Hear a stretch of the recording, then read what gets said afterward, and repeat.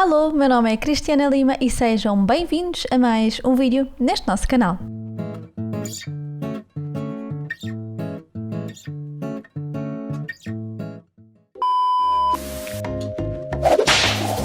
Maxim on the head says, "What the fuck is going on with you?" Who believed that she wasn't sexy.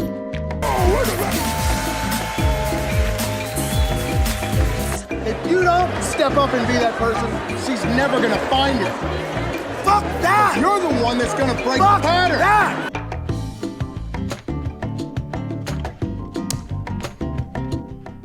Se calhar não preciso dizer mais nada, né?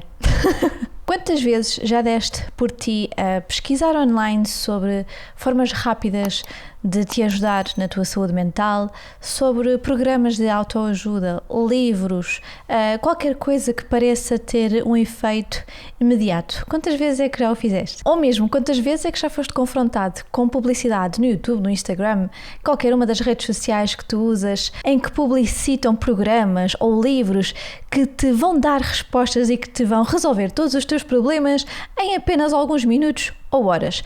Quantas vezes é que isto não apareceu já? De facto, quando nós vemos estas promessas, parece algo incrível, parece que vai resolver todos os nossos problemas em pouquíssimo tempo. Mas a questão é, será que vão mesmo? Será que estas promessas destes programas que se dizem científicos, que dizem estar confirmados por inúmeras pessoas que já praticaram, será que é mesmo assim? Hoje vamos falar sobre eles. E mais particularmente, vamos falar sobre PNL. O que tem de bom na PNL foi algo herdado da psicologia. A psicologia desenvolveu, a PNL, isso aqui é legal, vem pra nós. E aí pegou ali, né, fez uma apropriação de uma técnica, uma forma de ver algum assunto e trouxe pra PNL. O que é mais original da PNL parece ser uma furada. E agora a pergunta para 1 milhão, o que é o PNL? PNL é Programação Neurolinguística. Neste caso, programação neste contexto estará relacionado com aquilo que são os comportamentos ou as crenças que são possíveis de ser reprogramadas, que são possíveis de ser alteradas. Neuro estará relacionado com a neurologia, portanto, aquilo que são os nossos padrões de pensamento, por exemplo, e a linguística relacionada com a forma como nós usamos a linguagem e como nós a usamos para influenciar. Tudo isto começou nos anos 70 com Richard Bandler e John Grinder. Richard era estudante de psicologia e John era professor de linguística. E ambos começaram a desenvolver assim o PNL, escrevendo o primeiro livro que se intitula de A Estrutura da Magia. Pouco estranho, não? Mas continuando. Os autores basearam-se naquilo que estava na moda na altura, portanto, falava-se muito de hipnose, de terapia familiar, de terapia de Gestalt.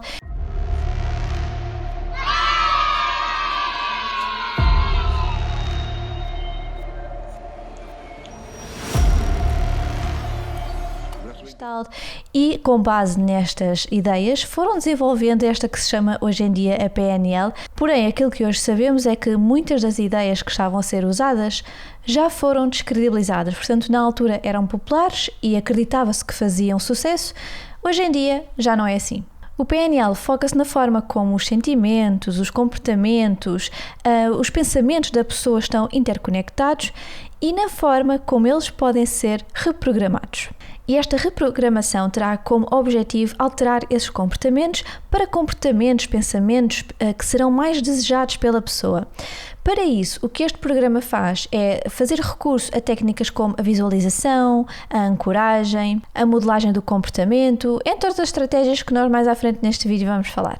É uma abordagem muito usada, por exemplo, em coaching, em terapia, mas não tanto em psicoterapia, em áreas como negócios para vendas, entre outras áreas, prometendo a quem participa que irá ser capaz de rapidamente ultrapassar e vencer todos os obstáculos que tem na sua vida. Mas com tanta promessa é importante nós percebermos que existe fraca validade da PNL e, inclusive, devido à ausência de comprovação científica, ela é considerada uma pseudociência. E por forma a tentarem realmente perceber se é de facto uma pseudociência, se não é, aquilo que aconteceu foi que já existiram vários estudos a explorar esta matéria, nomeadamente houve uma revisão de estudos realizada em 2019, e através dessa revisão de estudos aquilo que fizeram foi analisar os estudos que haviam até à data focados no PNL e perceber se os resultados relatados por esses estudos teriam evidência científica ou não. A lista é denominada por trabalhos conceptuais com uma falta de design científico robusto ou por ausência de métodos de investigação científica que são normalmente usados nestes estudos científicos quando estamos a falar de um estudo empírico. Os autores analisaram 40 estudos, o que é um número pequeno, tendo em conta que é uma abordagem que já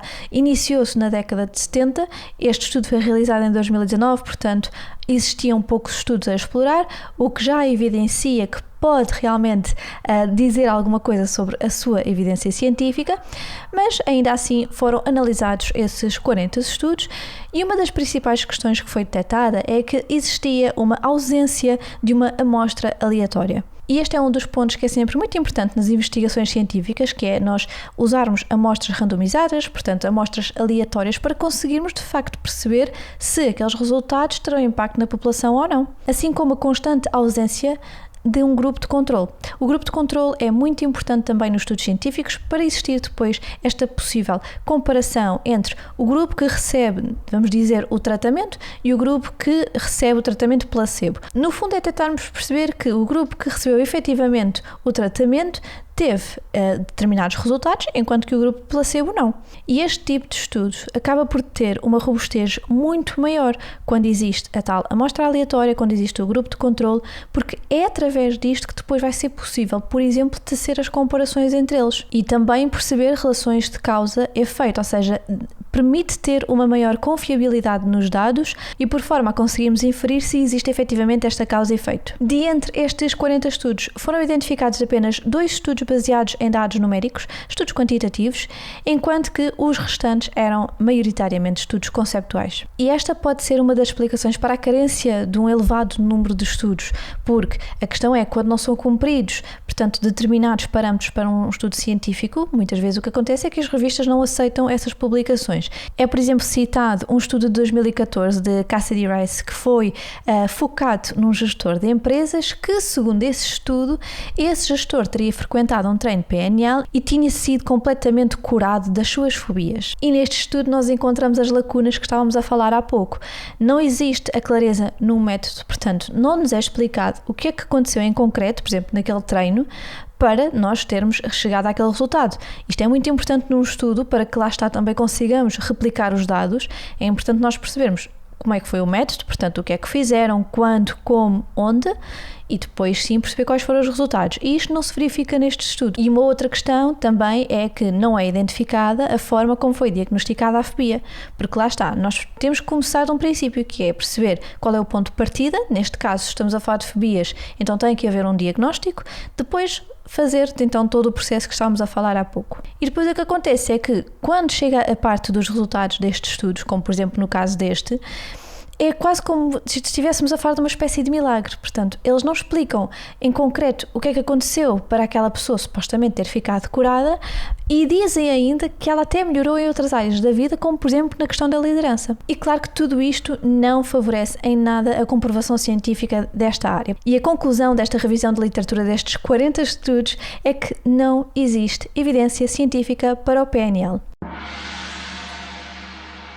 No fundo, aquilo que se verifica é que muitas das revisões de literatura, revisões científicas, têm conseguido verificar uma e outra vez que o PNL acaba por se basear maioritariamente em metáforas desatualizadas do funcionamento interno do cérebro. Isto foi algo que estava a falar logo no início deste vídeo, sobre teorias que, lá está, na altura, na década de 70, era aquilo que se sabia e era aquilo que para os autores fazia sentido, mas é algo que hoje em dia já foi descredibilizado, portanto já se verificou que não é assim que funciona. E é por isso que depois a PNL acaba por ser tão criticada e por ter constantes erros factuais. Ainda assim, com a comunidade científica a dizer que não existe evidência científica, o que é facto é que é uma abordagem muito usada. E nós vamos perceber um pouco mais sobre as técnicas que são usadas e perceber como é que isto influencia tantas pessoas pelo mundo. A islamofobia de? Social.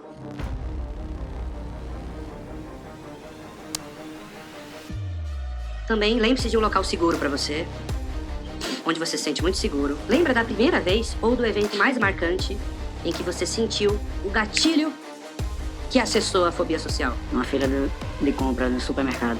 Onde você estava quando estava bem? Em casa. Em casa. Projeta na tela de cinema, fecha os olhos. Você veio agora para a sala do projetista. Passa, preto e branco, volta, colorido. Preto e branco, colorido. Preto e branco, colorido. Preto e branco, colorido. E as duas cenas da casa vão se juntando cada vez mais. A parte do meio vai passando, vai pra frente, vai pra trás. Você se vê vindo pra fila, saindo da fila, indo da fila, saindo da fila. E aquilo... Se você tivesse que entrar num metrô, num ônibus, passear o centro da cidade, daria. Daria? Isso. Palmas pra ele. Obrigado. Se calhar não preciso dizer mais nada, né? E por detrás das técnicas da PNL está quase sempre um líder carismático. Este líder carismático acaba por conseguir influenciar, por motivar a sua plateia, por lançar o seu charme e usar as suas capacidades de comunicação. É uma pessoa que consegue, através do seu comportamento verbal, não verbal, aquilo que diz, aquilo que não diz, consegue cativar o outro, consegue fazer com que o outro sinta confiança nele, que sinta respeito por ele, fazendo com que as pessoas que o estão a ouvir sintam a necessidade e a capacidade de se excederem em prol do grupo. Estes líderes, ou estes mestres, como às vezes são chamados pelos seus seguidores, acabam por usar técnicas como, por exemplo, a ancoragem, acabam por usar técnicas de toque para estabelecerem esta relação com o outro, estabelecerem uma conexão emocional, e isso, claro, ajuda bastante na transmissão da mensagem que ele quer transmitir. E uma vez estabelecida esta âncora, aquilo que acontece é que esses líderes, esses mestres, acabam por conseguir influenciar o estado emocional e o comportamento do outro. E a título de curiosidade, estes mestres, líderes, acabam por fazer a sua certificação, o seu percurso para se tornarem os mestres, em cursos que por vezes têm 20 horas, 120 horas, portanto não é um curso que se faz na universidade, não é um curso certificado, portanto não existe regulamentação para esta área, assim como também acontece, por exemplo, com o coaching.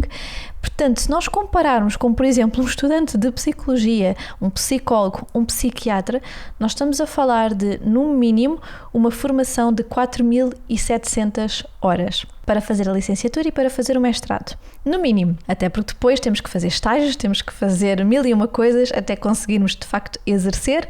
Portanto, comparado com aquilo que foi, por exemplo, o máximo que eu encontrei de uma formação foram 120 horas para ser mestre em PNL, comparando com 4.600, 4.700 no mínimo, é uma grande diferença. Mas vamos avançar.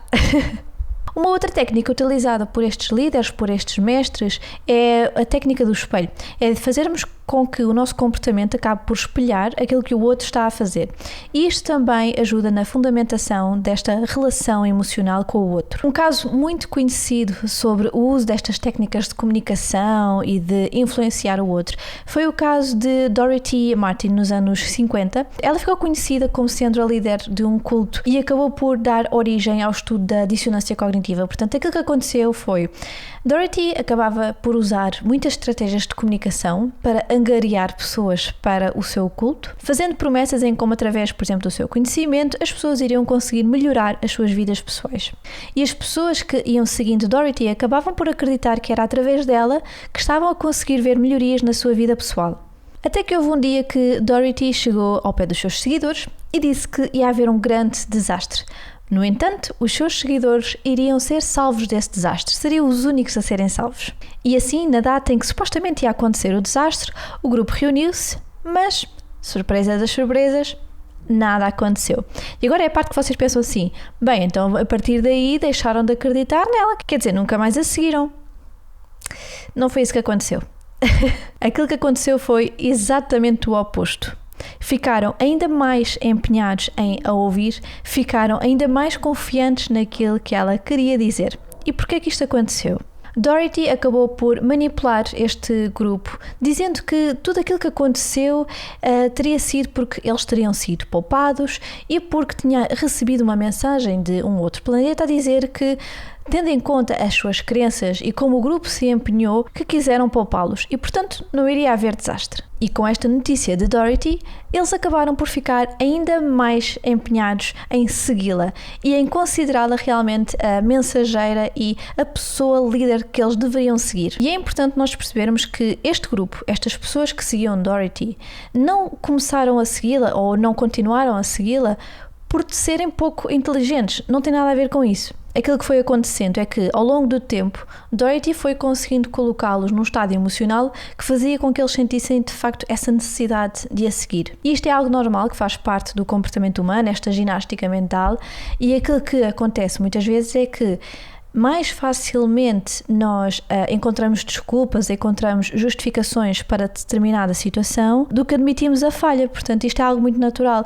E no caso dos seguidores de Dorothy foi isso que aconteceu. Portanto, houve uma reestruturação e uma consolidação daquilo que aconteceu. Portanto, houve uma tentativa de justificar que não houve o desastre por A, B, C e, portanto, essa seria a razão e seria a razão válida para eles, que lá está, é um processo muito mais fácil do que acabarem todos por aceitar que de facto falharam todos, que estavam errados em terem acreditado na Dorothy. Isto era um processo muito mais difícil. E é isto que acontece muito nos cultos. Existe muita dificuldade em assumir a falha, porque é sempre muito mais fácil nós encontrarmos desculpas para determinadas situações. De uma forma resumida, acabam por ser usadas 3 técnicas neste tipo de abordagens. Uma delas é a redução da dissonância cognitiva. Aquilo que acontece é que o discurso que é usado pelos mestres, pelos líderes destes programas, digamos assim, é fazer com que as pessoas que estão a ouvir sintam que realmente precisam daquilo, que existe alguma coisa que está a falhar nelas, que não está bem e que elas de facto precisam de ajuda. Esta é uma das técnicas que é usada, por exemplo, para a angariação de seguidores. E ainda sobre isto, também é muito comum ouvir questões como, por exemplo, estás a fazer isto apenas por ti, não é por mais ninguém, não é por mim, estás a fazer isto por ti. Portanto, isto é mais uma forma de, lá está, ir manipulando a pessoa que está a ouvir. Uma outra técnica é a objetividade da informação, ou por vezes a ausência dela. Isto porque aquilo que normalmente acontece é que a informação que é passada é muito generalizada. Lá está, não é propriamente aprofundada. Existe um exemplo de vídeo em como Tony Robbins, que é considerado, vamos dizer, o guru do PNL, as pessoas, portanto, ele pergunta à plateia qual é que é o problema das pessoas. Há uma série de pessoas a falar de certos problemas, uns bem sérios, e aquilo que ele diz é que aquilo que elas devem fazer é colocar as mãos na cintura, respirar fundo, e que isso vai fazer com que, de uma forma brilhante, milagrosa, elas vão começar a conseguir enfrentar e fazer tudo aquilo que elas não conseguiam antes. E ainda uma outra questão muito evidente nos programas de PNL é o uso da atratividade da fonte.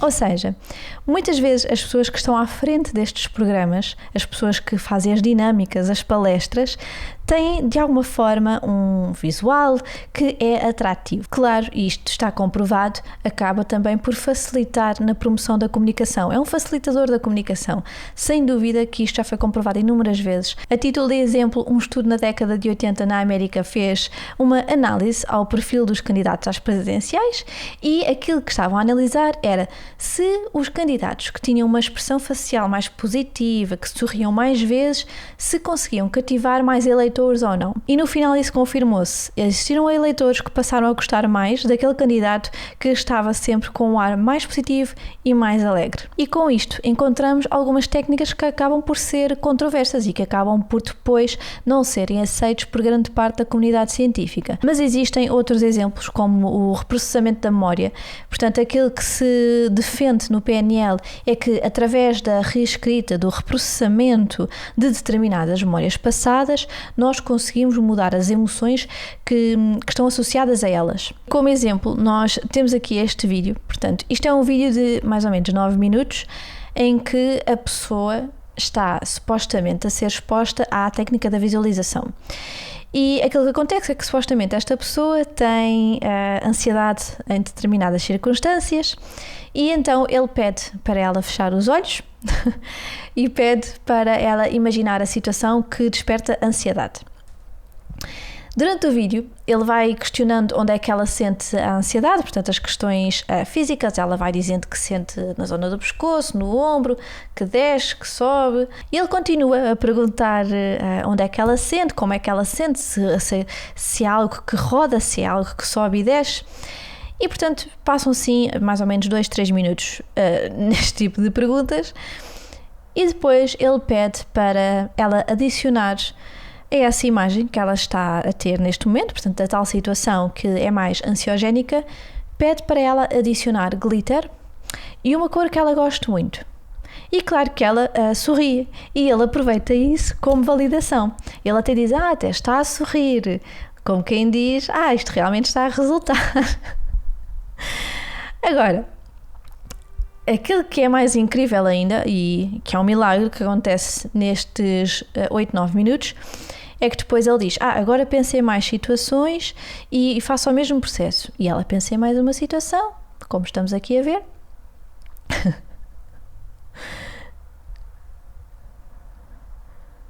E ela diz que conseguiu fazer esse processo.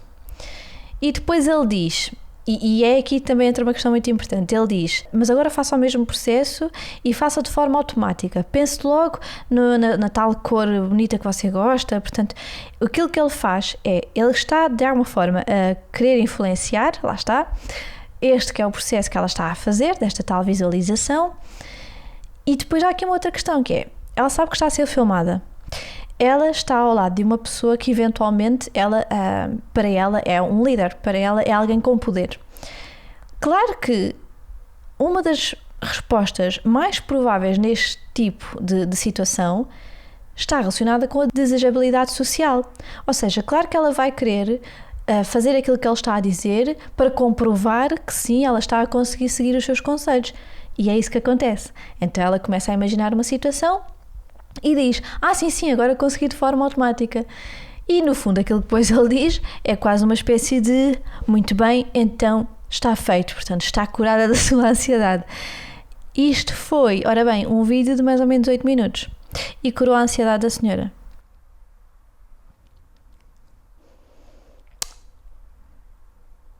Se calhar não preciso dizer mais nada, né?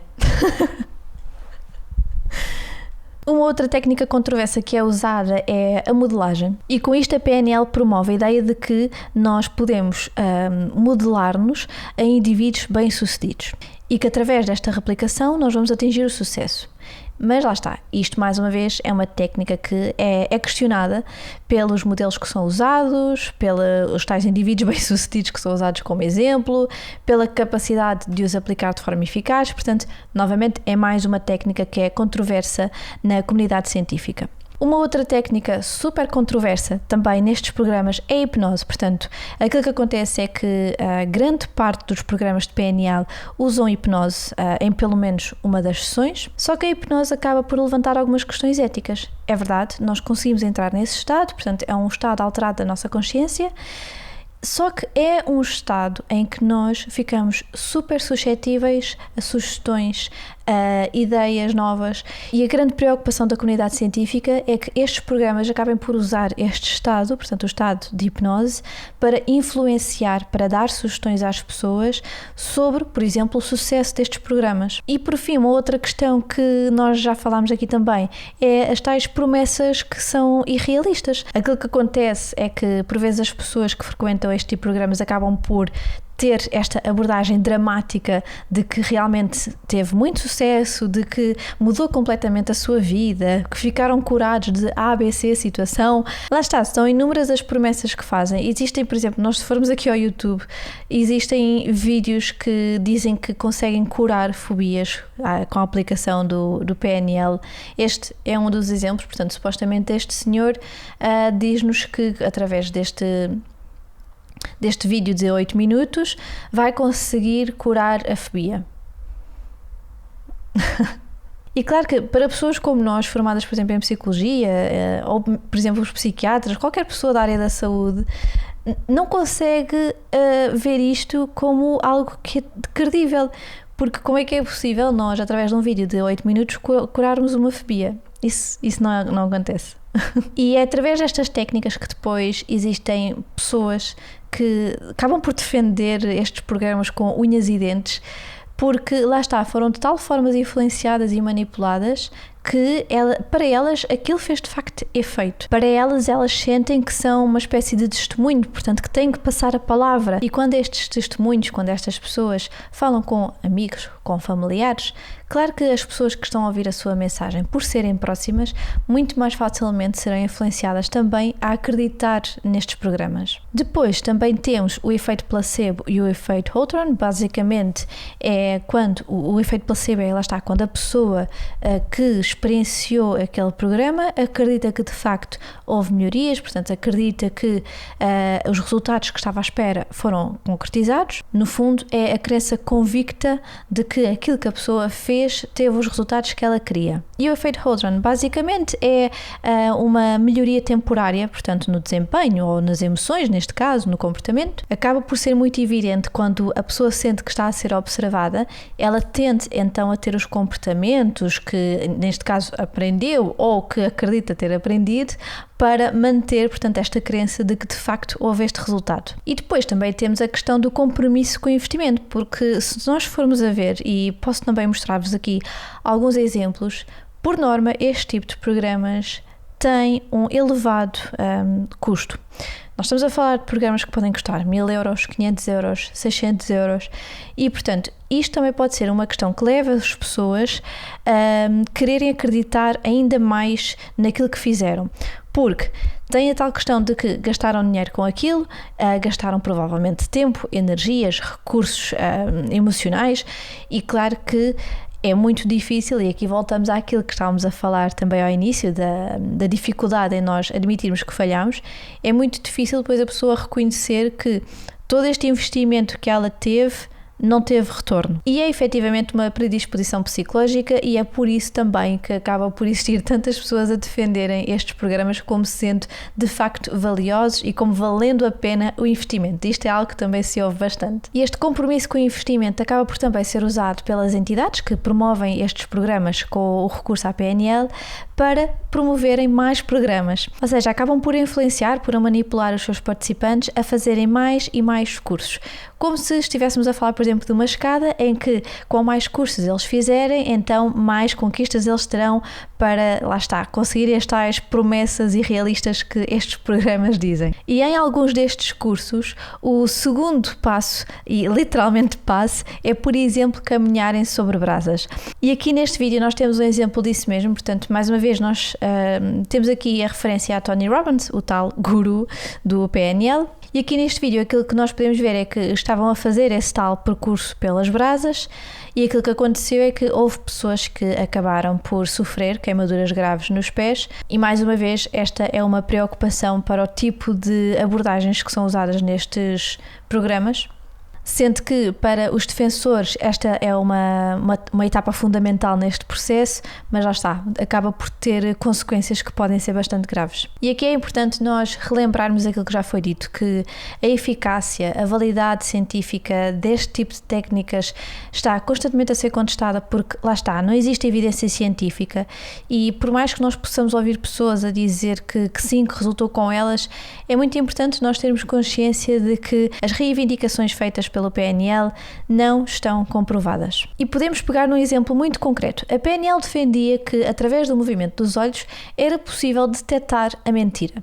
Aquilo que eles diziam era que se a pessoa olhar para uma certa direção, antes de dar, por exemplo, uma resposta a uma pergunta, isso significaria que ela estaria claramente a mentir. Esta questão já foi verificada através de vários estudos científicos e foi confirmado que não existe relação entre a direção do olhar, portanto, se é para a direita, se é para a esquerda, com a veracidade da nossa resposta. No entanto, muitos dos líderes mestres do PNL continuam a defender como sendo uma verdade absoluta. Fazendo aqui uma pesquisa por programas deste género que existem em Portugal, existem várias entidades que têm este tipo de programas. Nós temos aqui este exemplo, este também é em Portugal, este também e este também. E como nós falámos ao início, uma das principais questões que causa preocupação neste tipo de abordagem são as promessas irrealistas que têm. Podemos pegar como exemplo, temos aqui que serão eliminadas crenças e fatores limitadores na conquista do sucesso, medos e inseguranças, sentimentos de inferioridade, ansiedades e cansaço do dia a dia, desânimo, pontos fracos nos comportamentos e emoções. Aquilo que está a ser dito é que em 2 dias, um total de 34 horas, nós vamos eliminar tudo isto. Como? Aqui neste outro exemplo temos uma brochura em que, lá está, existe uma parte dedicada aos testemunhos. Isto foi algo que nós também já falámos aqui sobre a forma como este tipo de programas depois acaba por ser influenciado uns pelos outros. Aqui temos questões como cura das emoções com PNL, hipnose e respiração neurodinâmica. Lá está, mais uma vez, o recurso à hipnose e a tal questão da cura por milagre, não sei. E como nós conseguimos aqui perceber, são promessas de acabar, de erradicar com certas questões da nossa vida, e que aquilo que sabemos é que isso não é possível com 1-2 dias, é algo que carece de muito trabalho. Portanto, assim sendo, sabendo tudo isto, que escolhas é que nós podemos fazer? É importante nós percebermos que está nas nossas mãos nós escolhermos aquilo que é melhor para nós, escolhermos práticas, abordagens que serão benéficas para a nossa saúde mental. E por isso agora é o momento de te dar algumas sugestões. Portanto, o que é que podes fazer? Podes começar por pesquisar por profissionais credenciados. Para isso podes, por exemplo, confirmar o perfil de LinkedIn, podes ver quais são as credenciais que eles indicam ter, quais foram as universidades que estudaram, em que hospitais ou clínicas é que trabalham. Há também profissionais de saúde que são também investigadores, e aí tu podes ver então que artigos é que essa pessoa já publicou e se vão ao encontro das áreas que tu estás à procura. Imagina, se estás à procura de uma abordagem mais dinâmica, mais psicodinâmica, podes tentar perceber se esse profissional é mais dessa área ou não, através dos estudos que tem publicado. Ter sempre muita atenção a profissionais que garantem-te resultados em 2 dias, em 1 dia, que te garantem resultados imediatos. Tem sempre muito cuidado com isso. E, claro, lembrar sempre de procurar profissionais que estejam inscritos na Ordem dos Psicólogos ou na CFP, no caso do Brasil. Neste caso, profissionais que estejam alocados às respectivas entidades. Ou podes também pesquisar por psicanalistas, por psiquiatras, em função daquilo que é a tua necessidade. Vais procurar o profissional que melhor se adequa. E por fim, que nunca será demais, relembrar que é importante evitar abordagens como a nossa principal fonte de ajuda, que sejam focadas no PNL, em life coaching, em rebirthing. Isto são tudo abordagens que não têm qualquer comprovação científica. Sim, vocês podem encontrar pessoas a dizer que fazem resultado e que são ótimas, mas lembrem-se, elas não são cientificamente comprovadas. Invistam sim em algo que será benéfico na realidade para a vossa saúde mental. Eu espero muito que tenham gostado deste vídeo, espero que tenha sido esclarecedor acima de tudo, e claro que se tiverem dúvidas podem sempre colocar aqui nos comentários. Espero ajudar-vos a explorarem um pouco mais sobre este mundo das autoajudas, que por vezes são meramente baseadas em promessas irreais. Obrigada por estarem aí desse lado e eu desejo o resto de um bom dia. Tchau!